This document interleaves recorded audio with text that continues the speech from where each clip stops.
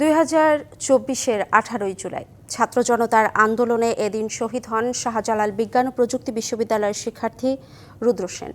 শিক্ষার্থীদের সংগঠিত করা পোস্টার, ফেস্টুন, পতাকা সংগ্রহ থেকে আন্দোলন সক্রিয় ভূমিকা হয়ে উঠেছিলেন প্রতিবাদের প্রতীক। সেই রুদ্র সেনের স্মৃতি রক্ষায় নেই পর্যাপ্ত উদ্যোগ। এ নিয়ে হতাশ তার সহযোদ্ধারা। রংপুরে আবু সাইদ হত্যার পর বিক্ষোভ, বিদ্রোহ দাবানলের মতো ছড়িয়ে পড়ে দেশ জুড়ে। সেই ঢেউ লাগে শাহজালাল বিজ্ঞান ও প্রযুক্তি বিশ্ববিদ্যালয় ক্যাম্পাসে। 18 জুলাই ছাত্র জনতার সাথে সংঘাত বাঁধে পুলিশের, আর পুলিশের হামলা থেকে রক্ষা পেতে ছুটতে ছুটতে বাগবাড়ির একটি ছড়া পার হতে গিয়ে পানিতে ডুবে যান রুদ্র। পুলিশ যখন গোলাগুলি করতেছিল, ও যখন দৌড় দিতেছিল, ও পড়ে গেছিল রাস্তার উপরে। সন্ধ্যার পরে যখন আমরা বেরোই, তখনও ও খুব বেশি হাঁটতে পারে না। এই জন্যই মূলত ও যে যখন ভেলা থেকে পড়ে যায়, তখনও খুব বেশি হাত পা আসলে নাড়তে পারে না। আন্দোলনের সময় রুদ্র সেনের তৎপরতা আজও কাঁদায় সহপাঠীদের। সামনে কি হবে বা আমরা কিভাবে এখানে রোল প্লে করতে পারি, আমাদের আন্দোলনে আরো যাওয়া কেন উচিত, সবসময় আমাদের এইগুলো নিয়েই বলতো। তার ডিপার্টমেন্টে একটা শহীদ রুদ্র সেন কর্নার থাকবে, কিংবা ইউনিভার্সিটি সেলে কোনো এক জায়গায় শহীদ রুদ্র সেন কর্নার থাকবে। ক্যাম্পাসে একটি লেকের নামকরণ করা হয়েছে শহীদ রুদ্র সেনের নামে। বিশ্ববিদ্যালয় প্রশাসনের দাবি, শহীদ ও হতাহতদের বিষয়ে যথেষ্ট সংবেদনশীল ভূমিকা পালন করছেন তারা। শহীদ রুদ্র সেনের অবদানকে অত্যন্ত গুরুত্বের সাথে নিয়েছে।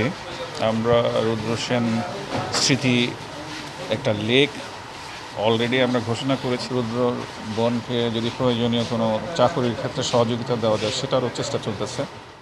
রুদ্র সেনের মতো অসংখ্য স্বপ্নবাজ তরুণের আত্মত্যাগের বিনিময়ে অর্জিত হয়েছে নতুন বাংলাদেশের স্বপ্ন। যদিও শিক্ষার্থীরা বলছেন রুদ্র সেনের স্মৃতি রক্ষার্থে উদ্যোগ যথার্থ হয়নি, তবুও তারা হাল ছাড়তে রাজি নন। তারা বলছেন একটি শোষণহীন, বৈষম্যহীন এবং মুক্ত স্বাধীন স্বদেশ গড়ার মাধ্যমেই রুদ্র সেনের প্রকৃত স্বপ্নের বাস্তব প্রতিফলন হওয়া সম্ভব। প্রত্যুষ তালুকদার, ডিবিসি নিউজ, শাহজালাল বিজ্ঞান ও প্রযুক্তি বিশ্ববিদ্যালয়, সিলেট। গোপালগঞ্জে জাতীয় নাগরিক পার্টির সমাবেশ ঘিরে বুধবার দফায় দফায় হামলা ভাঙচুরের ঘটনার পর কারফিউ জারি রয়েছে। আজ বেলা 11টা থেকে 3 ঘন্টা শিথিল ছাড়া পরবর্তী নির্দেশনা না দেওয়া পর্যন্ত জেলায় কারফিউ থাকবে।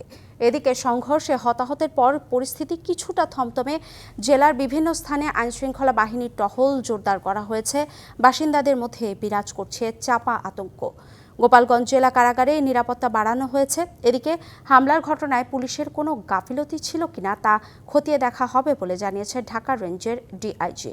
বুধবার গোপালগঞ্জে এনসিপির কর্মসূচিকে কেন্দ্র করে হামলা ও সংঘর্ষে 4 জন নিহত হন। এ পরিস্থিতিতে বুধবার রাত 8টা থেকে গোপালগঞ্জে কারফিউ জারি করা হয়।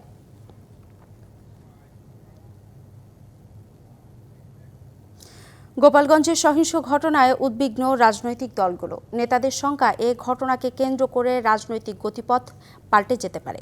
জটিলতার মেরুকরণে যা খারাপ দিকে মোড় নিতে পারে।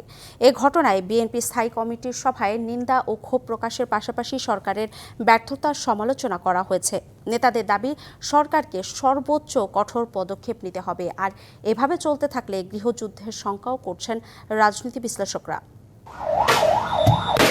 এনসিপির সমাবেশ কেন্দ্র করে বুধবার গোপালগঞ্জের সহিংস ঘটনায় রাজনৈতিক অঙ্গনে আবারও বেড়েছে উৎকণ্ঠা। ওই ঘটনায় কয়েকজন হতাহত হবার পর গোপালগঞ্জে জারি করা হয় কারফিউ।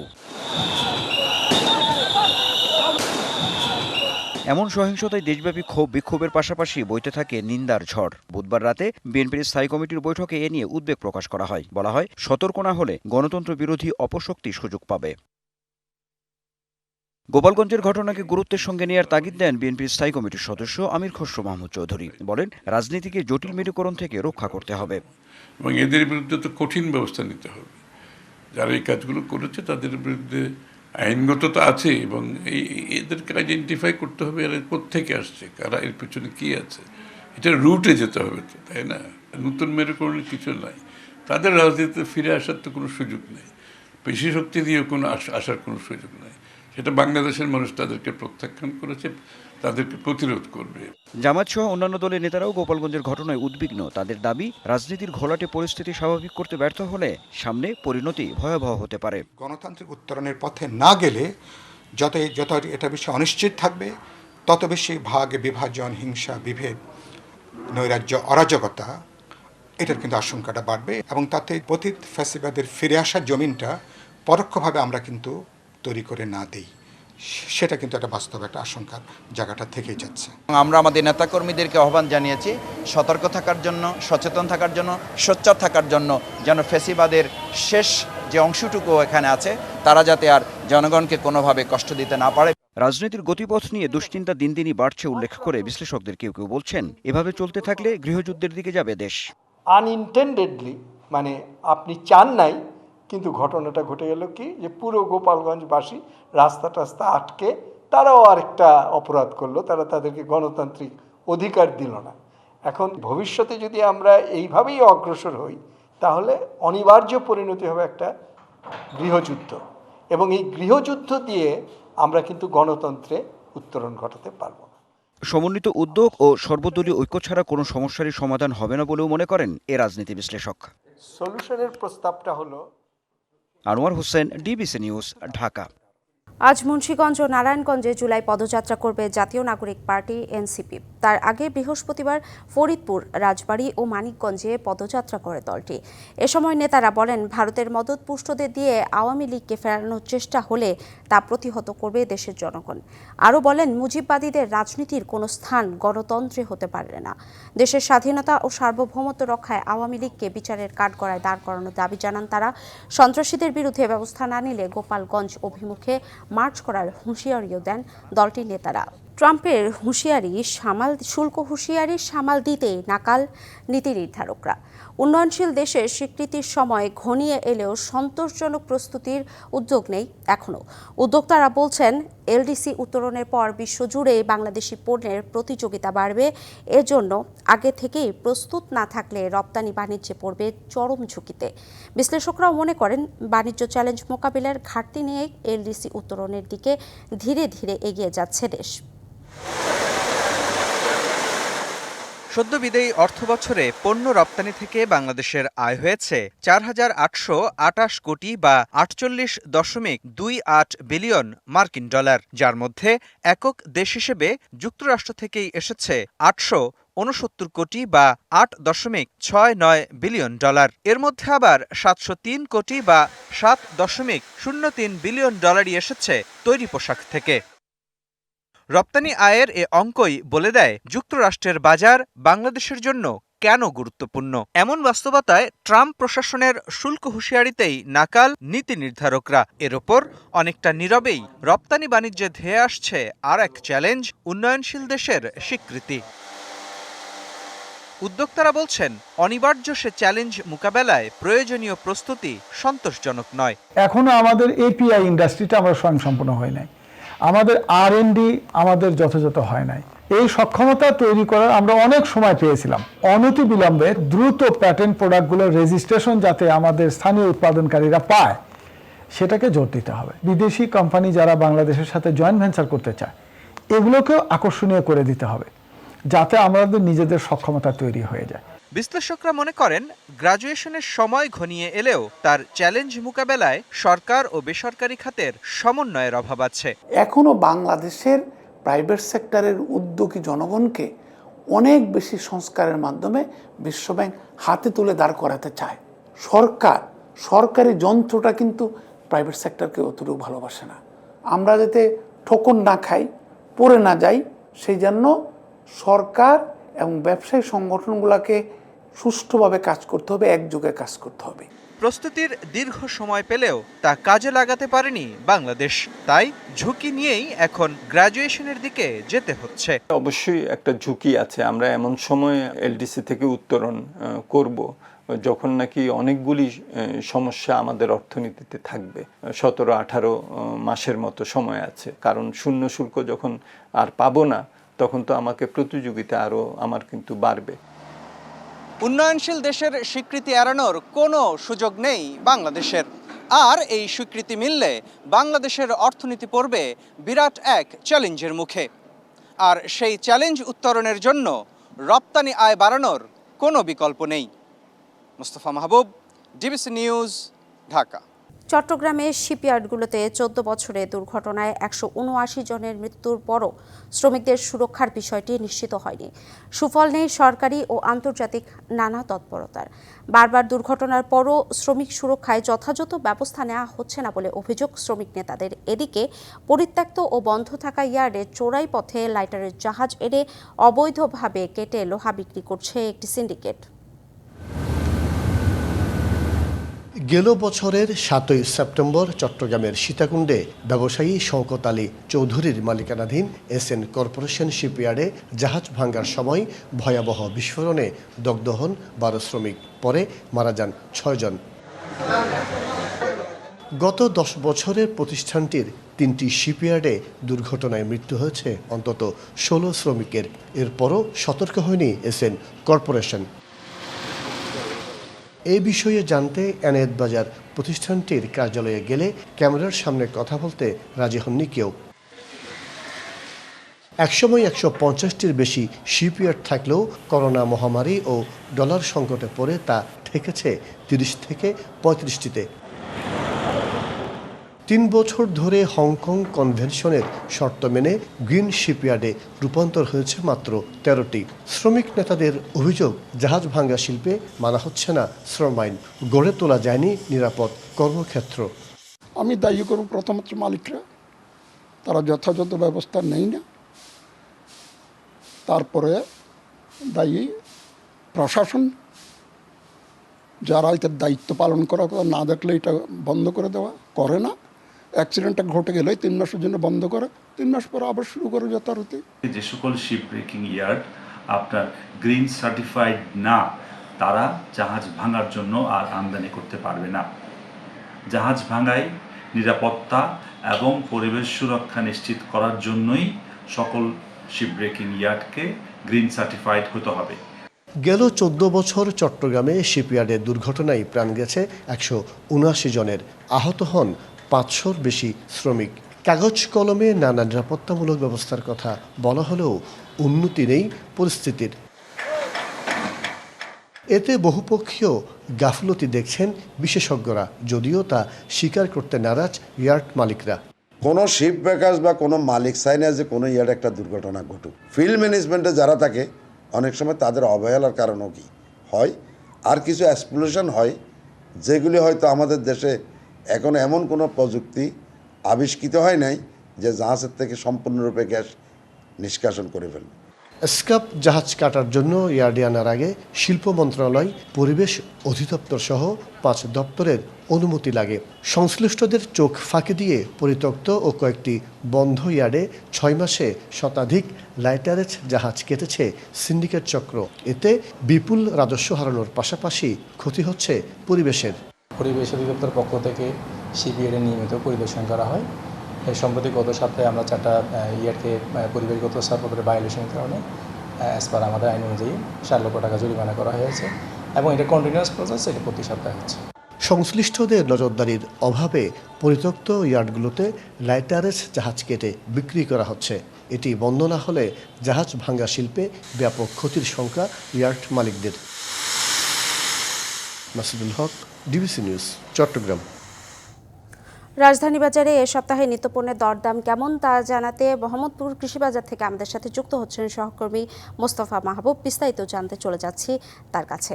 মাহবুব, বাজারে এ সপ্তাহের চিত্র কেমন দেখছেন এবং নতুন করে কোনো পণ্যের দাম বেড়েছে কি? অর্ঘ্য, নতুন করে যদি বলেন গেল সপ্তাহের তুলনায় কিন্তু এই সপ্তাহে আমরা দেখছি ব্রয়লার মুরগির দাম কেজিতে আরও 20 টাকা বেড়েছে।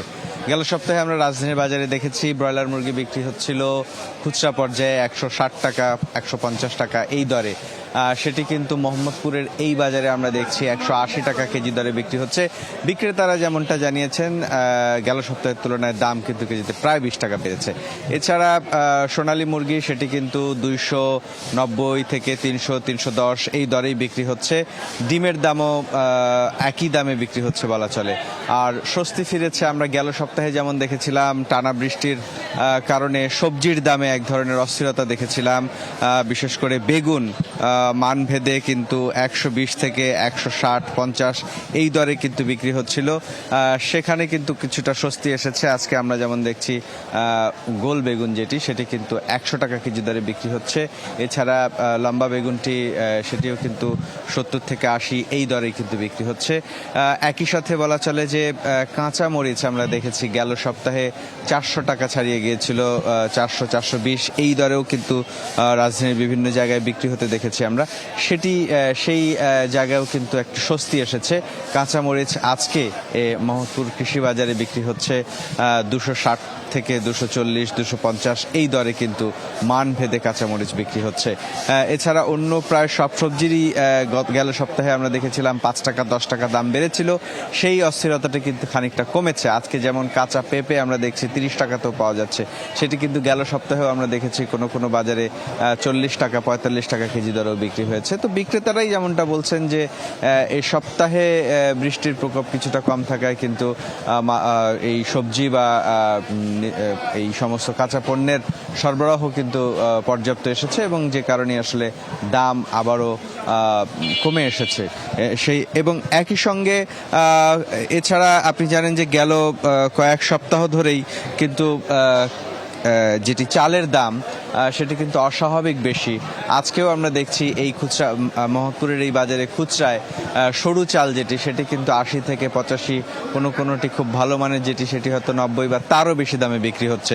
এছাড়া একই সাথে মধ্যম মানের যে চাল সেটি BR-28 বা পাইজাম চাল সেটি কিন্তু আমরা দেখেছি রাজধানীর বাজারে 64 থেকে 65 টাকা কেজি দরে বিক্রি হয়েছে। সেটিও কিন্তু এখানে একই ধরনের পরিস্থিতি আমরা দেখছি। এই বাজারে মান ভেদে এই BR-28 চাল এবং মধ্যম মানের যে চালটি সেটি কিন্তু 60 থেকে 65 টাকা কেজি দরেই বিক্রি হচ্ছে।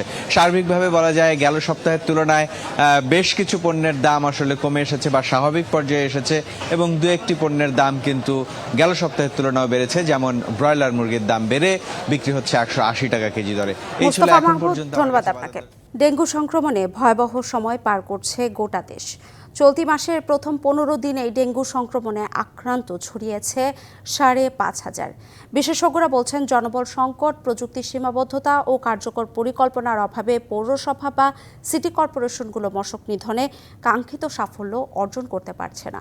যদিও ঢাকা উত্তর সিটি কর্পোরেশন বলছে সাধারণ মানুষের মধ্যে সচেতনতার অভাবও ডেঙ্গু মোকাবেলায় বড় প্রতিবন্ধকতা হয়ে দাঁড়িয়েছে। বর্ষাকাল এলেই বাড়ে মশাবাহিত রোগ ডেঙ্গু, চিকুনগুনিয়া। বৃষ্টির পানি জমে থাকা স্থান, খালবিল, নির্মাণাধীন ভবনে খোলা ড্রাম, বালতি, পানির ট্যাঙ্কি কিংবা পরিত্যক্ত ভবনে দিনের পর দিন জমে থাকা পানি নিয়মিত পরিষ্কার না করায় সেখানে অনায়াসে এডিস মশা বংশবিস্তার করে। রাজধানীতে মশক নিধন কার্যক্রম জোরদারভাবে চললেও ঢাকার বাইরের এলাকাগুলোতে সেই সক্ষমতা না থাকায় বাড়ছে ডেঙ্গুর বিস্তার। ঢাকা সিটির যে ক্যাপাসিটি আছে এডিস মশা নিয়ন্ত্রণের, তাহলে সেই উপজেলার যে ইউনিয়ন একটা, তার কি সেই ক্যাপাসিটি আছে? ধারে কাছেও নেই। ঢাকার এডিস মশা প্রজননের প্যাটার্নটা মোটামুটি জানি, কিন্তু গ্রামেরটা আমরা জানি না। সেগুলোর জন্য যে ডেঙ্গু প্রতিরোধ গ্রামে প্রায় অসম্ভব। কীটতত্ত্ববিদ জানিয়েছেন ডেঙ্গু নিয়ন্ত্রণে সব জায়গায় ফগিংয়ের পরিবর্তে লার্ভা ধ্বংস ও প্রজনন স্থল নির্মূলে অগ্রাধিকার দিতে হবে। স্থানীয় সরকার প্রশাসন কাঠামোগুলোর উচিত হচ্ছে সমন্বিত মশক ব্যবস্থাপনার বিজ্ঞানভিত্তিক প্রয়োগ করে বছরের শুরুতেই বর্ষা আসার আগেই এই নিয়ন্ত্রণটা তাদের হাতে নিয়ে নেওয়া। ফগিং করে আসলে মশা মরে না। রাস্তাঘাট উন্মুক্ত স্থাপনা, উন্মুক্ত জায়গাতে ফগিং না করে সেখানে বরং লার্ভিসাইডিং করা, সেখানে ব্রিডিং সোর্স ম্যানেজমেন্ট করা, এই কাজটি করাটা খুব জরুরি। মশক নিধনে জড়িত কর্মীদের কাজে অবহেলা ও তাদের মনিটরিং চ্যালেঞ্জ বলে জানান ঢাকা উত্তর সিটি কর্পোরেশনের প্রশাসক। দেখবেন আমাদের কুইক রেসপন্স টিম আছে, সেটা দিয়ে আমরা এই যেখানে পানি জমছে সেই জায়গাতে আমরা আমাদের কিউআরটি টিম গিয়ে সেটা পরিষ্কার করছে। মশার ওষুধ দেওয়ার ক্ষেত্রে কিংবা ওষুধের ক্ষেত্রে কোনো প্রবলেম কিন্তু নাই। প্রবলেমটা হচ্ছে যে যারা ওষুধ ছিটান তাদেরকে মনিটরিং করাটা একটা চ্যালেঞ্জ। ঘরের ভেতর ও আশপাশে মশার প্রজনন স্থল ধ্বংসে সাধারণ মানুষের অংশগ্রহণ না থাকলে ডেঙ্গু নিয়ন্ত্রণে আনা কঠিন হবে বলেও মনে করেন ডিএনসিসির প্রশাসক। এই বাড়ির ভিতরে আমাদের মশক কর্মীগুলো যেতে পারে না নিরাপত্তার কারণে। Tahsina Jesi, DBC news, Dhaka. ফেনীর সবশেষ বন্যায় সবচেয়ে বেশি ক্ষতির মুখে পড়েন কৃষক, মাছ চাষি ও খামারিরা। জেলা প্রশাসন ও সংশ্লিষ্ট দপ্তরের দেওয়া প্রাথমিক তথ্য অনুযায়ী কৃষি, মৎস্য ও প্রাণী সম্পদ খাতে প্রায় 144 কোটি টাকার ক্ষতি হয়েছে। এর পরিমাণ আরও বাড়তে পারে বলে জানিয়েছে প্রশাসন। টানা বৃষ্টি আর ঢলে ফেনীর মুহুরী, কুহুয়া ও সিলোনিয়া নদীর বন্যা নিয়ন্ত্রণ বাঁধের 41 জায়গায় ভেঙে জেলার 6টি উপজেলার বিভিন্ন এলাকা প্লাবিত হয়। ফসলি জমি আমনের বীজতলা তলিয়ে যায়, পানির তরে ভেসে যায় মাছের ঘের, ক্ষতির মুখে পড়ে গবাদি পশুর খামার। ফেনী কৃষি সম্প্রসারণ অধিদপ্তর, মৎস্য ও প্রাণী সম্পদ বিভাগ প্রাথমিক ক্ষয়ক্ষতির তথ্য দিয়েছে। নেমে গেছে বন্যার পানি, তবে ক্ষতিগ্রস্ত কৃষক আর খামারিরা এখন দিশেহারা। গ্রামের পুকুর একটাও নাই, সব মাছ চলে গেছে। মাঠে যত জ্বালা মানে বীজ বসাইছি একটাও নাই। আমার আর্গানি বেগুন ছিল, বন্যা আমার একটা গাছ রাখে নাই। আমরা পুকুরে মাছ গেছে, ঘর গেছে, চিনের খেল গেছে, ধান গেছে। যে সকল কৃষক আমন বীজতলা করেছে, হয়তো নষ্ট হয়ে গেছে, সেই সকল কৃষকদেরকে আমরা পুনরায় বীজ দিই, আবার বীজতলার মাধ্যমে আমনে ফিরিয়ে নিয়ে আসবো। ক্ষয়ক্ষতির চূড়ান্ত হিসাব হাতে পেলে ক্ষতিগ্রস্তদের সহায়তায় ব্যবস্থা নেওয়ার কথা জানিয়েছে প্রশাসন। আমরা একটি চূড়ান্ত ক্ষয়ক্ষতির বিবরণী আমরা শীঘ্রই তৈরি করতে পারবো এবং তার আলোকে আমাদের বন্যায় ক্ষতিগ্রস্তদের পুনর্বাসনের কাজটি আমরা চালাতে পারবো। দ্রুত টেকসই বাঁধ নির্মাণ হবে, ক্ষতিগ্রস্ত মানুষের পাশে দাঁড়াবে সরকার, এমন প্রত্যাশা ফেনীবাসীর। DBC news desk. পঞ্চগড়ে ভরা মৌসুমেও দেখা নেই বৃষ্টির, এতে দুশ্চিন্তায় পড়েছেন জেলার কৃষক। বৃষ্টির অভাব এবং তীব্র রোদের কারণে রোপা আমন চাষাবাদে বিপাকে তারা।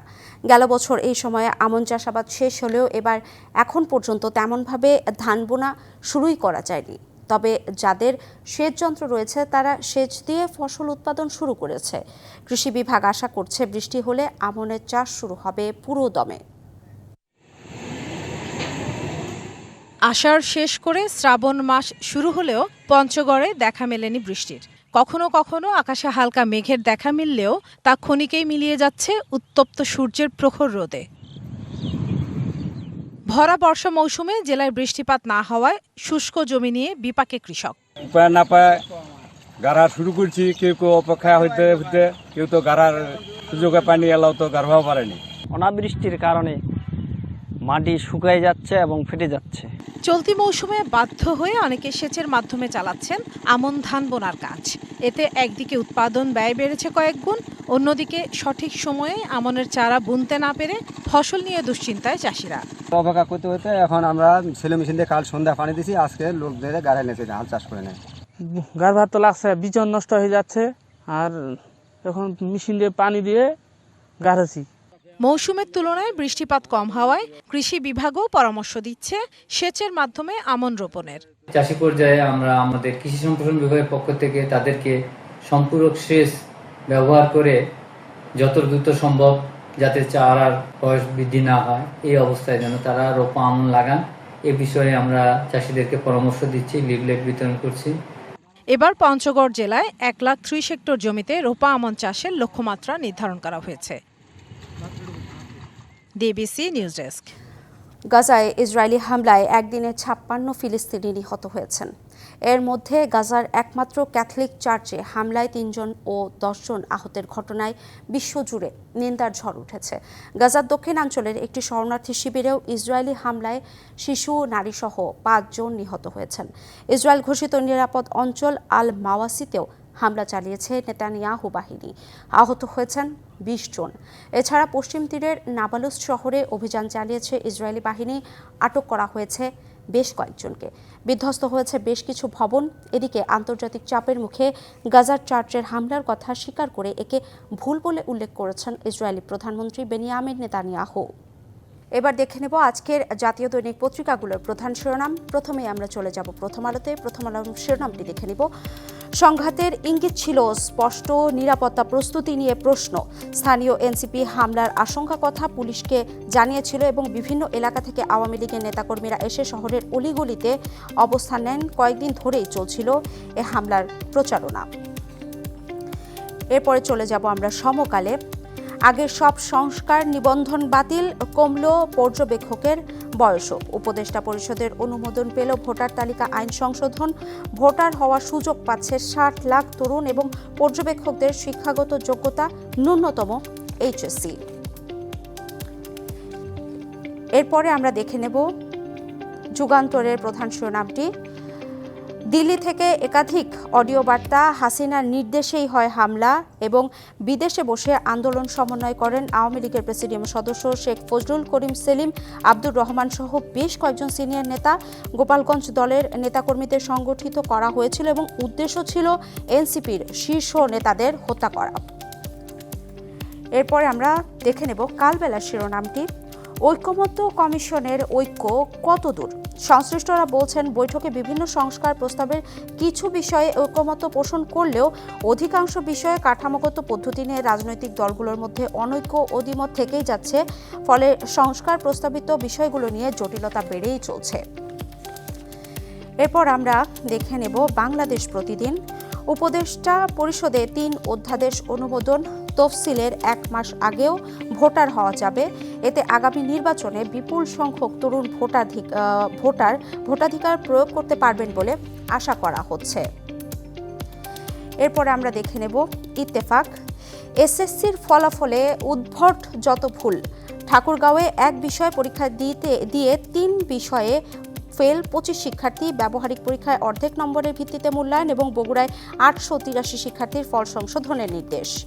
এরপর আমরা দেখে নেব কালের কণ্ঠ।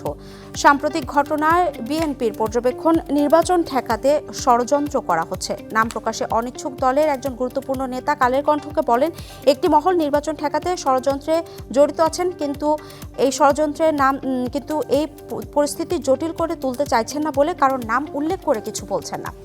এরপরে আমরা চলে যাব বণিক বার্তাতে।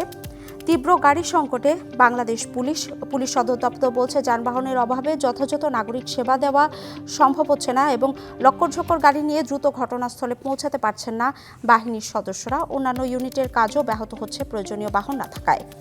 এরপর আমরা দেখে নেব ইংলিশ পত্রিকার প্রধানের শিরোনামগুলো। চলে যাব ডেইলি স্টারে।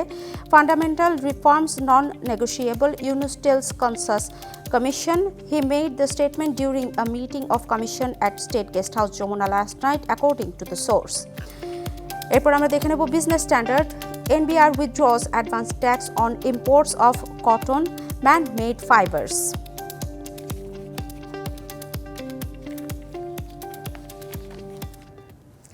ডিবিসি সংবাদে এই ছিল এখনকার মতো। ডিবিসি নিউজের সংবাদগুলো পড়তে ভিজিট করুন dbcnews.tv আর ভিজিট করুন ডিবিসি নিউজের ফেসবুক পেজ এবং ইউটিউব চ্যানেল। ডিবিসির সঙ্গেই থাকুন।